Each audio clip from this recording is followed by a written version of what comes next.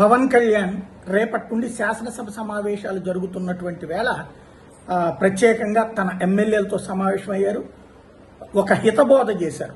Assembly budget సమావేశాన్ని ప్రజలందరూ observe చేస్తారు. హుందాగా మాట్లాడతాం, వైఎస్ఆర్ కాంగ్రెస్ పార్టీ వాళ్ళ భాషలాగా వద్దు, హుందాగా బాధ్యతాయుతంగా స్పందిద్దాం అన్నటువంటిది. ఇక్కడే ఓ చిన్న లాజిక్ మిస్ అయ్యారు.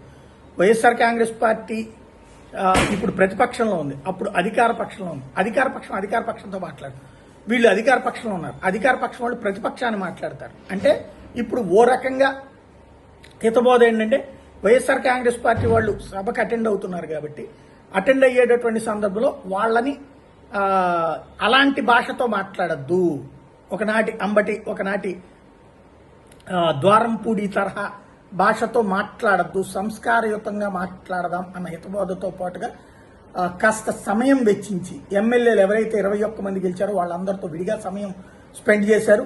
వాళ్ళు ఏమేం సమస్యలు ఫేస్ చేస్తున్నారు, వాళ్ళ నియోజకవర్గంలో ఏం పరిష్కరించాలని ప్రజలు కోరుకుంటున్నారు అన్నటువంటిది కూడా ఫీడ్బ్యాక్ తీసుకున్నారు. అది చంద్రబాబుతో మాట్లాడి సెటిరేట్ చేపిద్దామని కూడా వాళ్ళకి హామీ ఇచ్చారు.